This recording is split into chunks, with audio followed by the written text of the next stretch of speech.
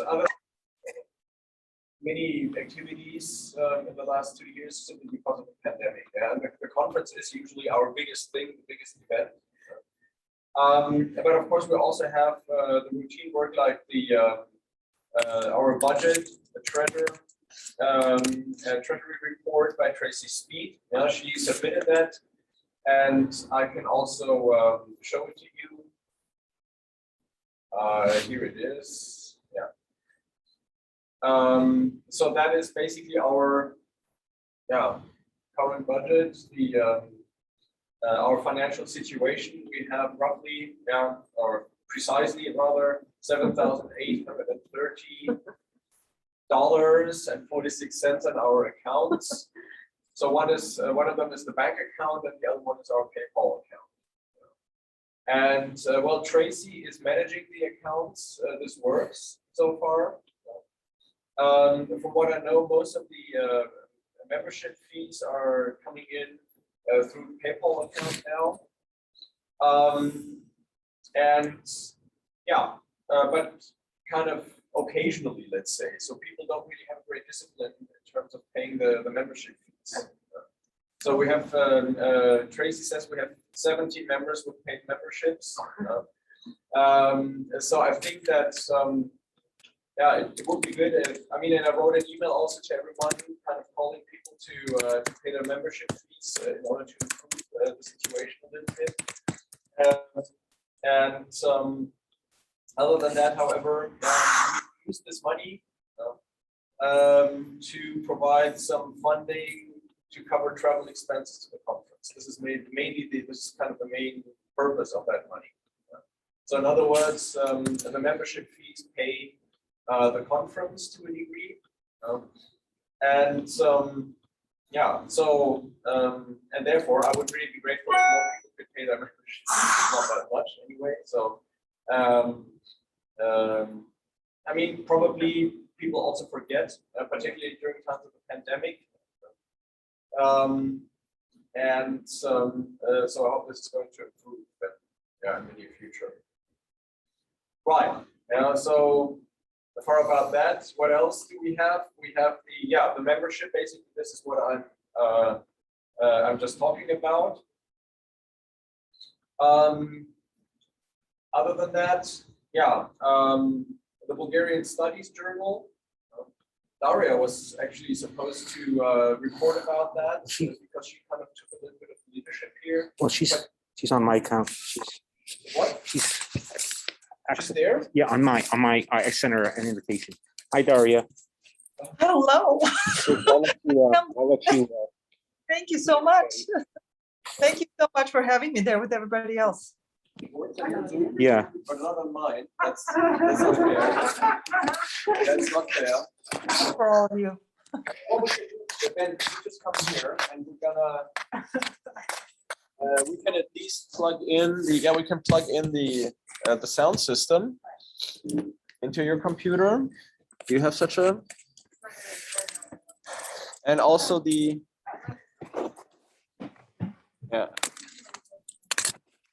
Can you do that? Okay, it's on the other side. Okay, so Daria, hello. Hi. Yeah, so we can hear you now. This is quite good, actually. We have a speaker here, so everybody can hear you at least. Oh, that's wonderful. I'm amazed that we connected. Yeah, finally. So we're just talking about the Bulgarian Studies Journal. Okay. You know, Sanya Ivanov has basically stepped down from her position as editor of our journal. We've had some meeting a couple of months ago, actually, in which we discussed possible ways of carrying on with the journal. And if you want, you can simply update our audience here a little bit on this. Okay. Well, I send you the little update, so I'm going to read some of that stuff. Yeah, exactly. Let me just see. So we have received a total of 5 submissions. I just want to go with that first. Yeah. And Marcus, you did you just looked at all of them, and he said that 1 only should be rejected, and for the other 4, 2 seem fine and 2 need more revision. Yeah. And that too, and I concurred. So that's Yeah. where we these, but they will need some editing. So that they're going to require some work to go with that. So the one thing that we talked about that I've been considering is there are two options for the future. The one is to continue publishing the journal, or to create a newsletter that comes out, say, once or twice a year. And so the reason I was thinking about the newsletter, it will give people in academia a chance to share with each other some of their newest research maybe on Bulgaria, and still submit their work to more recognized journals of their own field. Because that's what we talked about, that most people, if they have something substantial, they will not be publishing with us. They will want to publish in whatever area they're working in, you know. Yeah. And I saw that there's some journals, there's some newsletters already that we have, like from 2014, with few things that were put in there. So that's from a few years ago when I wasn't with the organization. Yeah, I mean, So, we used to have a newsletter actually. So yeah. Yeah, exactly. So we can just go back to that. Mm-hmm. So considering how to move forward, first, and I don't know how we're going to do that, but no matter if this is a newsletter or journal, we should probably elevate the status of the publication by making it peer reviewed. It will take more time, but it will be a great incentive for submissions, because I feel that that's probably part of the reason why people won't do it. If that's something that you can put on your CV and it actually counts, you know, it looks good. And then I was thinking of having a page for introducing people to current Bulgarian poetry and writers, you know. And so I talked to somebody while I was in Plovdiv, because I was there just a month ago. And she said there's a site with some of the works translated in English, and people would not mind their poetry being published with us. And we can easily create like a form for authors to sign to make sure we have no issues with liability. And maybe consider even modern art, Bulgarian modern art, and have a page like the front page with that. Most of our writers and artists are virtually unknown, you know. So have an English thing that can reach like a wider audience. Third thing is, and I've shared that with you, I wonder if there's a way to widen the circle of friends of Bulgarian Studies Association. And so out to universities in Bulgaria, introduce ourselves. And I think the main problem is many of Bulgarian academics do not speak English, do not write in English. And so probably the biggest thing would be, can we find translators and funding? And maybe people themselves will be fine, you know, getting their stuff translated by somebody and actually paying for that, so they can have like a short article somewhere, you know, especially because it's in English, because a lot of our academics, at least that's what I'm aware of, even the big names, they're just published in Bulgarian. That's all they have. And the other is like, if we want to grow, we need funds. Can we connect to an organization through the American University? I don't know what's there, or any friends of American Friends of Bulgaria. So that's it. That's kind of the summary of. I mean, the background maybe is also that, well, Sanya Ivanov, she indeed was kind of frustrated because she didn't really get any submissions except those 5. And she was not really convinced also by their quality. And our understanding was that this is in a way kind of a principal problem that we have. That if people really have produced something substantial, they will maybe really also submit it to, let's say, more prestigious journals, and not exactly to the Journal of the Bulgarian Studies Association. So, and this basically, brought us to the idea, maybe we should go back to a newsletter, maybe kind of design the newsletter in a way that is different from what we used to have before. But still it would in a way work as a platform for producing kind of smaller pieces that people would normally not submit to bigger journals actually. Yes, exactly. So I mean, and our idea basically was that in a way we want to throw this out for discussion, and we want to hear opinions also from the membership actually. We don't want to make a decision and just simply impose it on the Bulgarian Studies Association, but throw it out for discussion, and to see what is kind of the most realistic approach also. So from that viewpoint, we would actually really be grateful and happy about any opinion, any contribution to this discussion from any of the members, basically. There is Cameron, yeah? Yeah, I don't know if Daria Hmm? is Daria able to hear or? Yeah. Yes, I Yeah. think I hear you, I think. Oh, okay. Yeah. This is Cameron who was editing the first couple of volumes. Mhm. And then before that, I did do the newsletter, and I think you're right that it's tricky to kind of find the middle ground. And, you know, this is trying to, the journal has been maybe trying to do too many things at once. The goal of it was kind of, I mean, to be quite frank, like not to be like the highest caliber Yeah. for publishing your article, but sort of like an introductory, you know, for people abroad to publish their first article in English, for example. Like, Yeah. we really kind of saw it as a tool for you know, Yeah. really Bulgarians overseas, or maybe like a grad student or something, to get something out there that's not Mm. a formal, well, not necessarily not a formal article, but not, yeah, Yeah. you're not gonna go into C. Right. And so I think that we've often talked about making it a little bit more fluid, and I think that's a good idea. I Yeah. remember when we did the newsletter, there was a piece that a guy had, where he just is like a big license plate collector and had a bunch of Bulgarian license plates. Mm. And, you know, that's the kind of thing that's not gonna go into an academic journal, but it's Yeah. still of interest to people, and Yeah. where else is he gonna put it if not here? So I think that's good. The part of the problem with the newsletter is that just the name of it, the newsletter, right? Mhm. Mm, So mhm. we realized it wasn't really practical to be doing a newsletter. Mm, We were always like, well, what's news? And, you know, something that went out on a listserv 2 months ago is no longer news. Yeah. So if anything, I would say, don't call it don't call it a mm, newsletter. You can even still call it a journal or something. Mhm. And I think just, I think being forthright about being willing to accept, you know, various kinds of Yeah. of media is a good thing. Yeah. I think he is like keeping it open access online. I think that kind of incentivizes people to submit. Okay. Yeah, All right. I may have other thoughts. Okay. Okay. Well, thank you. Yes. Yeah. I'm Well. wondering if there's any way to transition this into kind of a proceedings from From the conference, you mean, or? Yeah. Okay. Well. Yeah. maybe, you know, at least we could get papers published. They're not peer reviewed, fine. Yeah. But it would Yeah, but- provide content. I mean, this I think would rather be probably in kind of an edited volume or so, because the conference is only every 4th year. So and therefore I think this could be really some kind of a separate publication actually, because I'm not sure.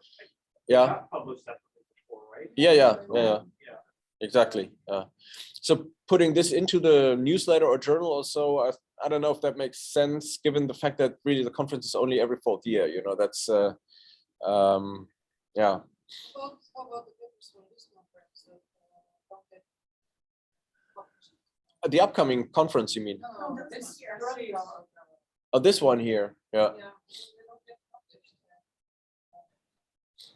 No, but that's, for example, something you could then really submit to the journal newsletter or whatever we call it, and you could get published there. Sure. Yeah, review is a nice. Yeah, exactly. Yeah. Say there's one, the anthropology of this Europe review is neither a peer reviewed journal nor Mhm. they call it an edited journal. Mm-hmm. And that that is exactly what we're talking about, where it's not a place to put your best article, but Yeah. sometimes you write something might be shorter than usual, it might Yeah. be more personal Yeah. than usual, whatever, but it's a place to put stuff like that, and it Mhm. does get read.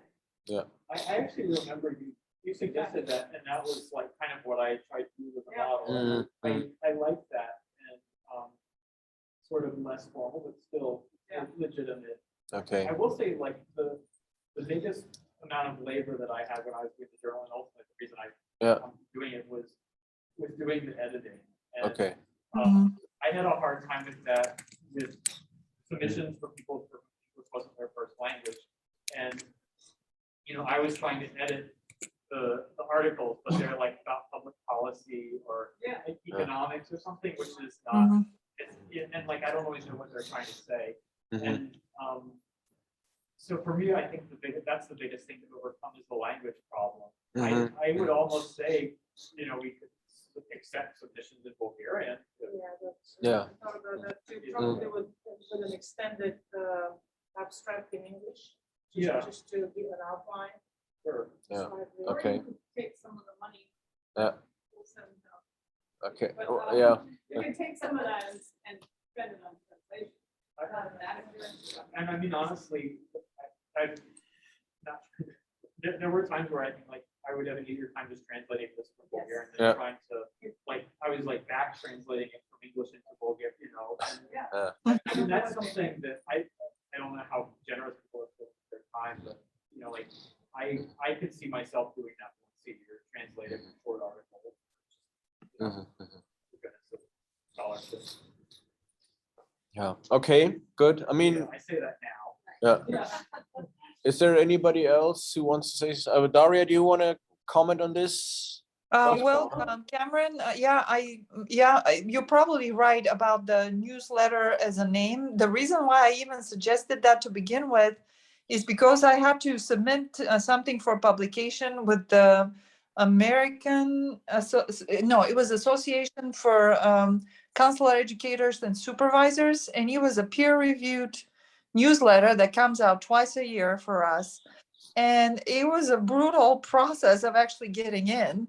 And it was 2 pages, and then it got like heavily edited and published, and it's like part of my CV now. So, but I'm from a different field. But after that, I thought, okay, it could be short versions, because it was after a presentation that I did with a friend, and we said, let's just publish that. And it required quite a bit of work, but it was obviously a lot less work than if I did like a 20-page paper. But yeah, the idea of a different title sounds good, because before I did this process, I didn't know that newsletter could be something actually prestigious, you know, to have that. Okay, I've had a publication in this thing. I will say, I agree, and I think, I don't know if you're intending to strike a note of caution, but I think, like, as Laura is pointing out, that there's a difference between peer reviewed and peer edited, and what the philosophy behind the journal was that it would be kind of like accept yes or no, and like, no, we're not going to have a back and forth. And I think everybody who reviewed articles ended up kind of succumbing to that. Well, what if we tell them to just do this, and, you know, sometimes we did allow a little bit of back and forth, but I think that, like, the more you can minimize the going back and forth, honestly, that was a lot of the work too, is just like keeping track of who's emailing whom. Okay. Yeah. And Any other opinions, views on this? I'll just say that whatever you all want to do, I think is great. No, I think this was great input now, really, and I think we can really work with that. I mean, I think, like, when I was doing it, what I really wanted was to volunteer to help with it. Yeah. And I'm not in academia anymore per se, but like, I'm happy to, you know, do something like, you know, a few hours great. once a year to help with this. And I think, like, we just need to kind of get That's the great. membership to step up with that. awesome. And a lot of people really have. Which is very appreciated. Okay, great. Yeah. All right. Daria? Well, I think what Cameron was saying, I think that's what you said, is that it's hard to edit when it's something that's not in your own field, right? It's hard to know what is being offered if it's actually valid. Right. And so that will be, and so, yeah, I don't know what we do about that. Like, how do we, I mean, it's a question both of reviewing and then of translating it. And even when it was something that's more or less from my field, I always felt insecure about how much I should really redact, you know, like, I don't know what the standard procedure for that is. Like, it felt like it's more collaborative, and I think like the more we can kind of reduce the editing work, the better. Yes, Yeah, okay. I agree. Yeah. There is another suggestion. Yeah. Coming from a teaching experience, right? If we really lenient with the students, if we lower all the expectations, like, yeah, this is a paper, but it's a more of a reflection. What comes to the desk is really something badly written. Maybe if we can actually set standards, to, Mhm. I mean, the bibliography, the article needs to be submitted in good English. It needs to be formatted well. Because I remember reading some of these submissions, and they were literally a sketchy paper that was thrown, in our yard, right? So he was calling for a communication back, like, can you please rewrite? Yeah. That needs to be avoided. So in Yeah. order to be avoided, we just need to set up standards which are higher than what we have. We have nothing, for now. It's more of a volunteer, conscientious act of editing your own work. Yeah. So. Right, yeah, I mean, so far, as I said, Sanya Ivanov was basically in charge of doing this, and yeah, and she was in a way frustrated because she didn't really get any submissions, and what she got was not really high level. And this is why we basically started this process of discussing how we could actually, in a way, reform this entire journal project. But we got some input now, and I think we can work with that. And then come up with kind of a reformed journal, newsletter, whatever we call it, actually. And yeah, I'm really grateful to Cameron. I mean, you give us great input, and maybe we will get back to you for a little help here and there. We'd be in touch. Yeah, I mean, I okay, told people, great, like, yeah. so I didn't mean to just Yeah. throw my hands and go. No, fine, but that's great. Okay, yeah. All right. Possibilities to have like an editorial board where you have a few people who are different disciplines in case you need somebody's expertise. We've done that. Yeah, that's what we had. I've seen a lot of these articles too, especially on. Yeah. I kind of had a list of people with their specializations. Yeah. Maybe if we can expand the ideas of what kind of works we expect. They could be academic articles, but we were talking about testimonials, maybe book reviews and reviews of like theater productions running in Sofia, or new films, which are coming out, something that is smaller, not necessarily academic. But I feel we need to throw some ideas out to Bulgarian intellectuals, Americans too, and try to expand that genre. Diversity. Okay.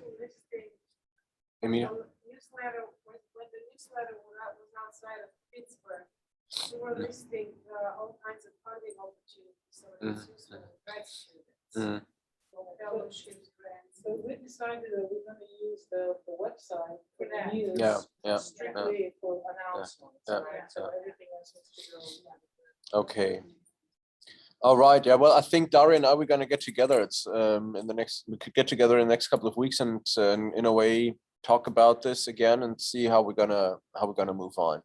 Is that okay? I'm not hearing all the responses, but you're there. So I'm there. Yeah.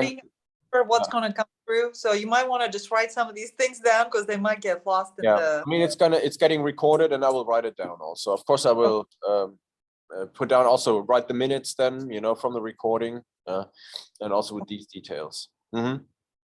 Okay. Right, I think we could move on now to the next item in the agenda. The American Research Center in Sofia has not been really active recently. There has been a new book publication. Book has come out last year in 2020, basically. So I think that's we have actually mentioned this already in our last annual meeting, and since then I haven't really heard from them at all. The website exists, but I don't really know what they're doing, to be honest. And I haven't had the time really to go there and ask them or to check whether they are still there, whether there is more than the website. And so I cannot really tell much about that. I mean, certainly it has again to do with the pandemic that there's not really a lot of activity there. Then, yeah, well, more like on about the future, let's say the conference. So we have rescheduled it now to June 2022. Angela Cannon, the reference librarian at the Library of Congress, is working on this. So it's supposed to be to happen at the Library of Congress. So we have a room basically reserved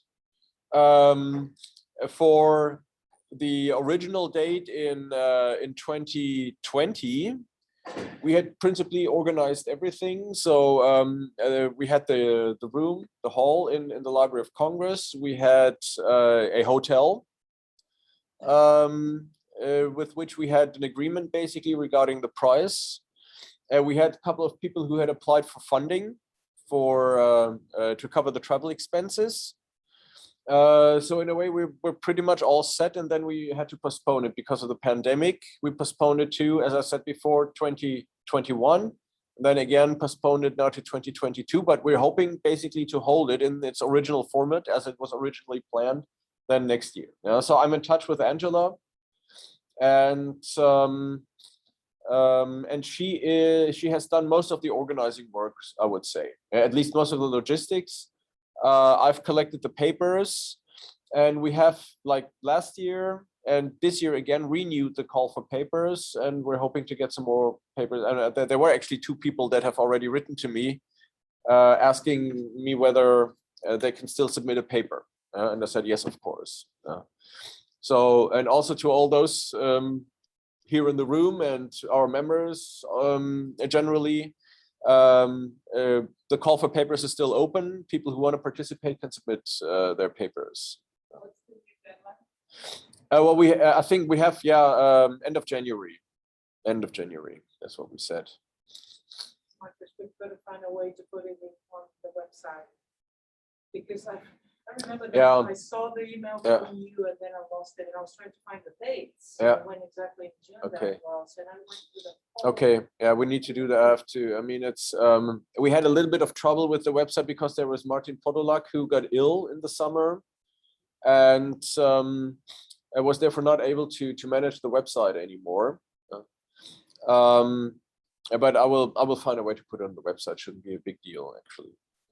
I've actually, at least I have circulated the call for papers, not only by email, but also on the bigger platforms like BalkanNet and others. So there should be actually a broader audience that is aware of our conference. But this is, yeah, actually, I mean, the conference is basically set up. It's we have the logistics.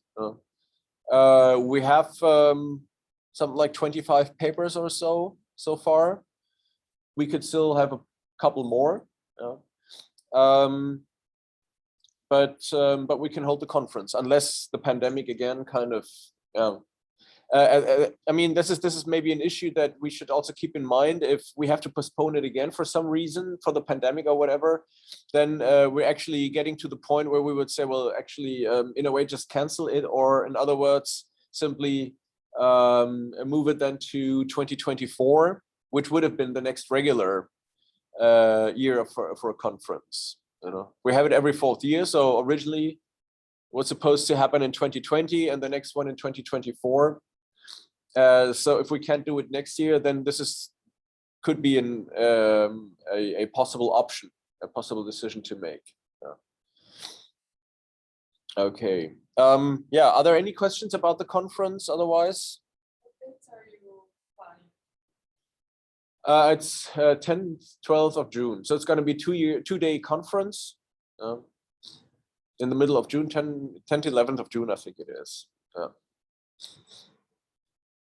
So, I mean, we were also wondering, what would be, I mean, I remember we had really extensive meetings with Cameron and with Angela a couple of years ago when we started planning the conference, and we were always wondering what's the best date. Yeah, should we do it really right after the end of the academic year at most universities, or move it more to the middle of the summer or so. And ultimately we came to the conclusion that, yeah, first half of June is the best possible, is the best option actually.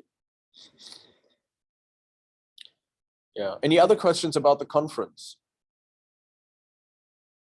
No? Okay, fine, yeah. Then, yeah, the John D. Bell Book Prize, we have awarded the prize. We worked with Vesela and with Chris in the book prize committee. We've given it to Maria Todorova's recent book, ultimately.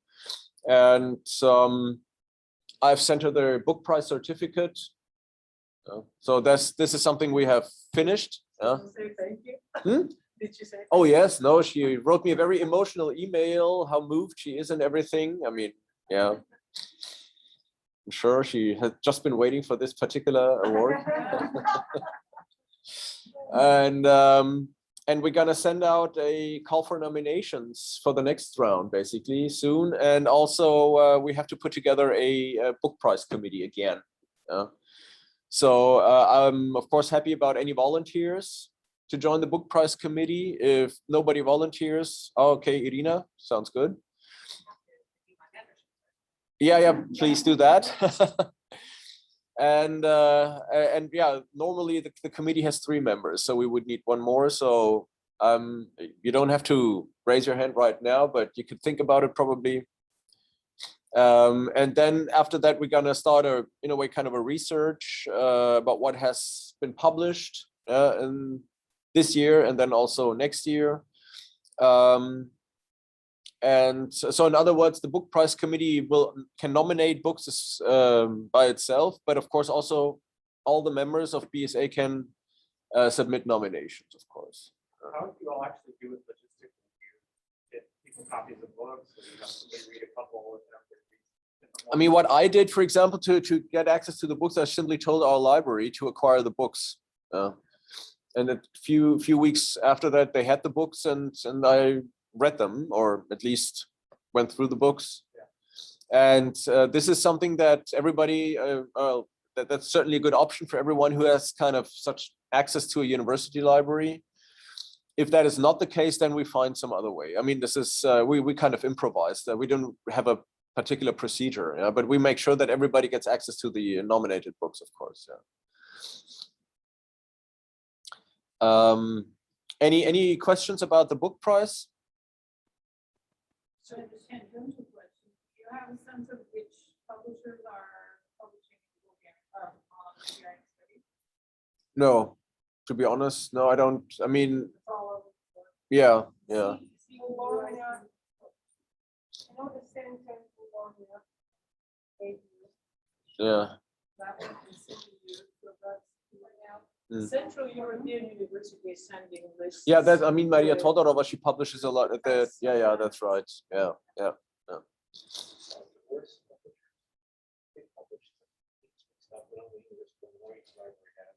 Mm. Forest. Mhm. IB.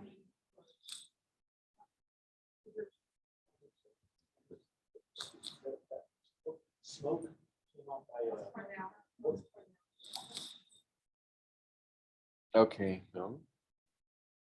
Any other remarks about the book prize? Are we looking for nominations now, or are we? Well, I mean, I would normally send out a call for nominations. Yeah.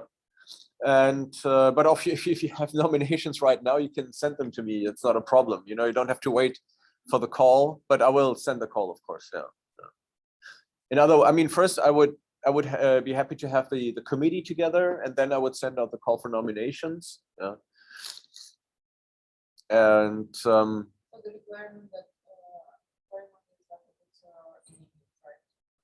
no, no. They can also be, yeah.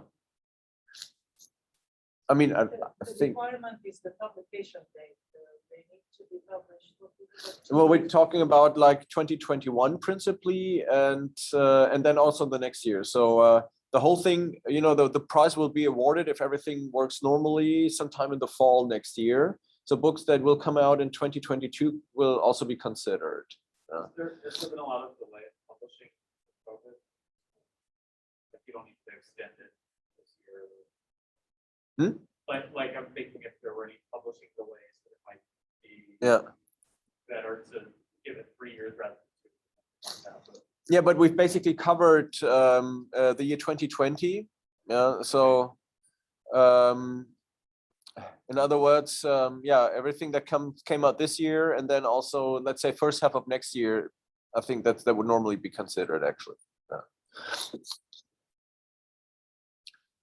Any other questions about the book project? So it's, if the parameters are able in any language on Bulgarian. Well, not any language. Probably. I mean, the point is that it should be a language we can read, but Bulgarian, I think, should definitely be included. So Bulgarian and English. Yeah, yeah, basically. So is Yes. that written down somewhere? Like the rules of the John? Yeah, they are. They are. I think you can find them on the website. Actually, yeah. We will. I mean, what I will do, I will put them into this call for nominations as well, so that people who want to nominate a book have the rules right away in front of their eyes, so to say, to make this a bit easier. Any other remarks about the book prize? Questions, remarks? No? Okay, good. So I think you're all up to date now with how we're going to proceed. We have, in the agenda now, we have other business still left. So the discussion how to expand membership. I mean, Daria has already made a kind of some remarks, how she kind of imagines expanding the membership. And the main thing is probably really to attract more Bulgarian scholars actually to the Bulgarian Studies Association. So in other words, we would have to kind of actively approach Bulgarian universities mainly. I think that was your idea, right? Yes, sorry, I had to unmute. Okay, yeah.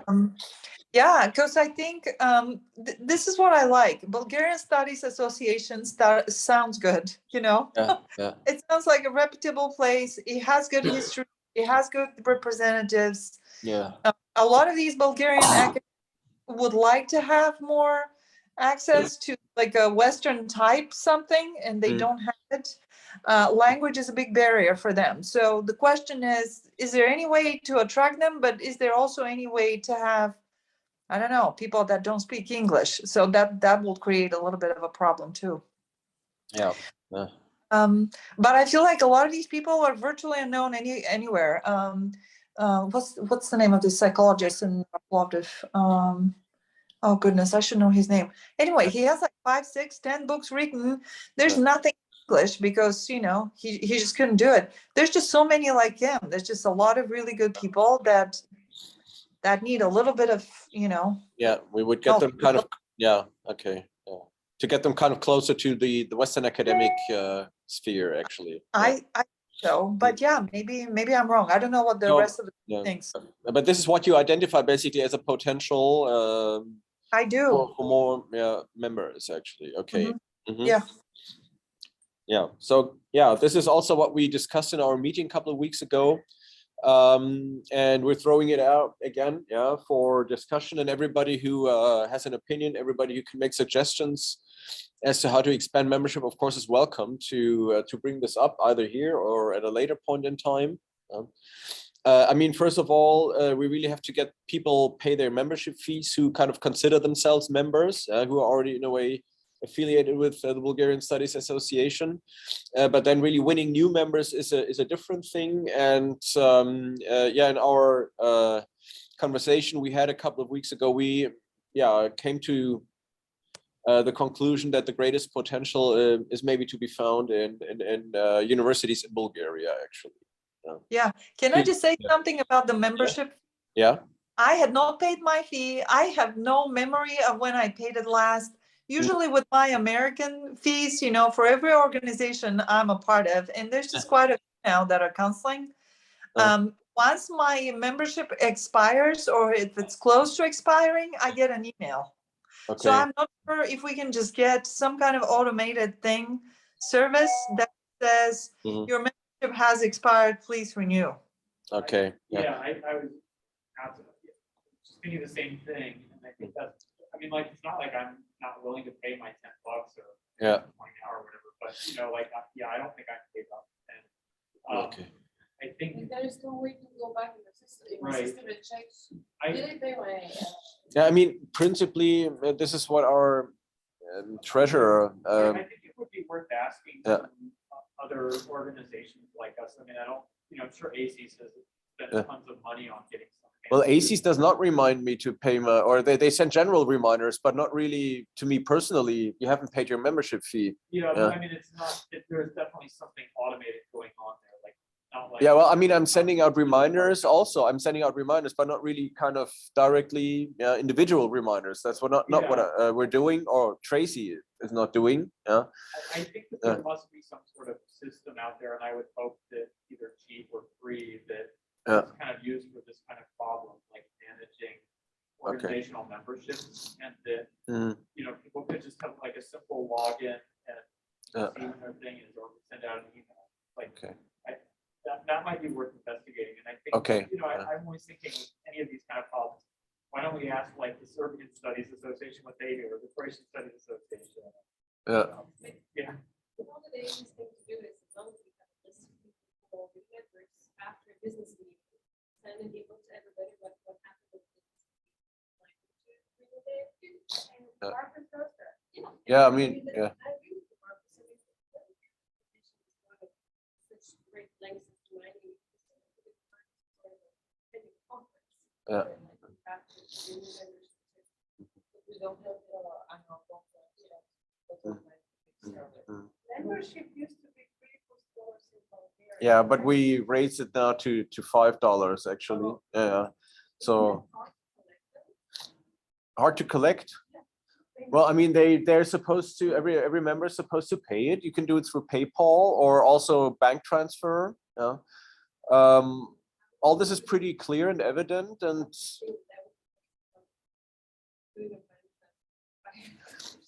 no, but you can do PayPal. Yeah.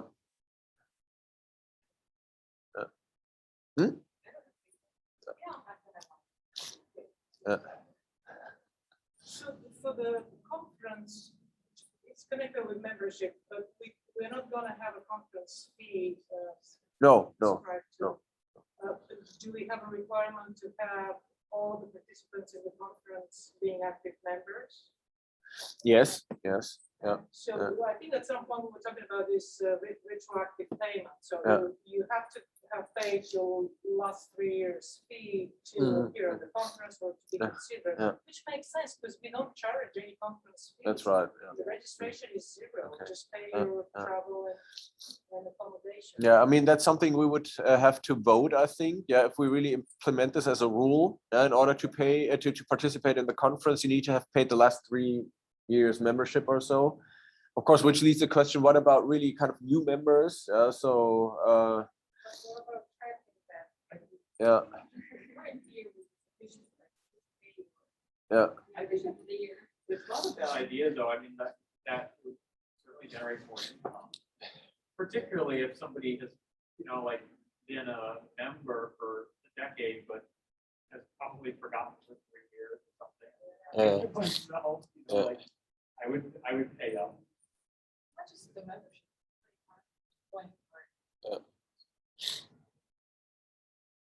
Okay. Yeah, that's All right. that's a lot. Okay. Yeah, we can. Yeah. All right. So, well, thanks for this input. Yeah.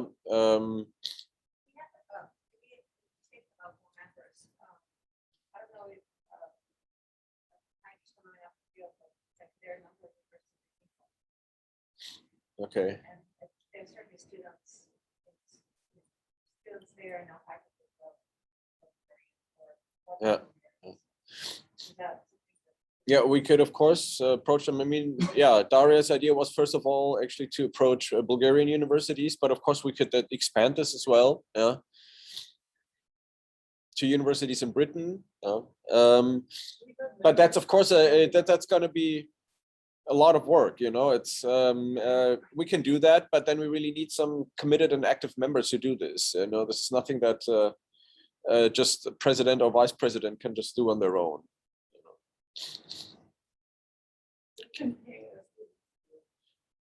Yeah, from the budget. Yeah, okay. Yeah. I hired grad students to do all kinds of Yeah. tasks like that for me. Mhm.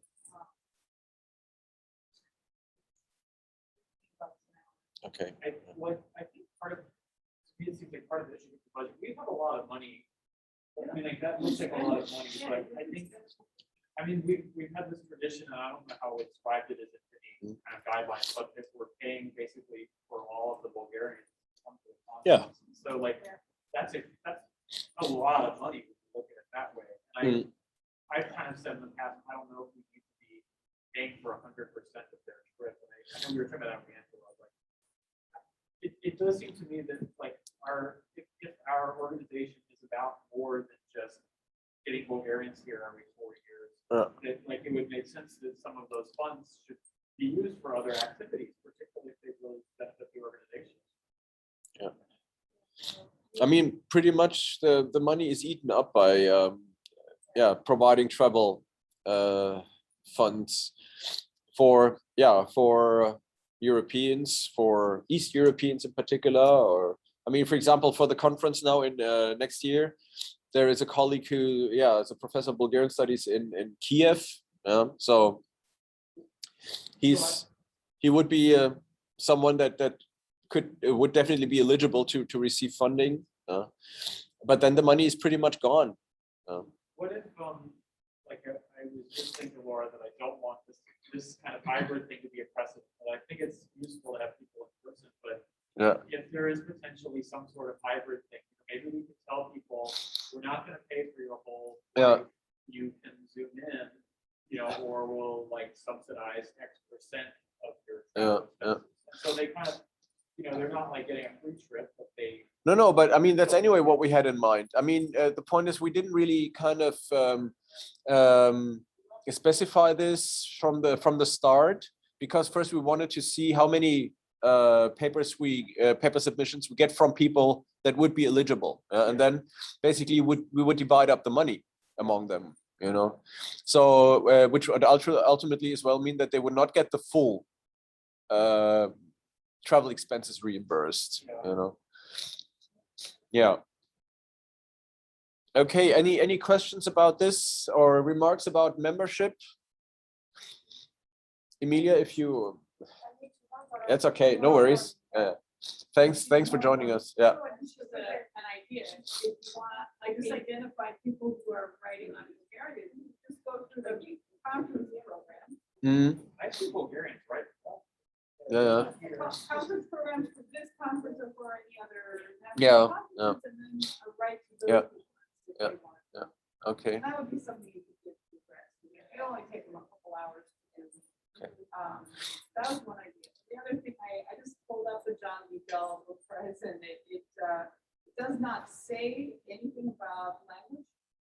And in fact, there's never been a prize given to someone who's Bulgarian. So they've always been English. I think there was. It seems to be. I don't know, to be honest. I don't know, but it's we haven't restricted it to a particular language, to English or so. So there was always a consensus, I would say, that books written in Bulgarian can also be submitted. There was a book on medieval studies. Yeah. It was a very substantial one, and it was a Bulgarian. Yeah. I don't remember which year, but that's the one that took the prize. Yeah. Unless it's just not always 2017. Mm-hmm. Yeah. Okay. All right. Any other questions, remarks?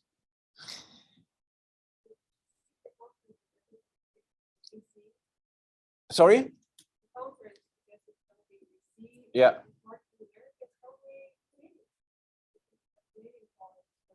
Canadian, you say? Okay. Yeah. Fine.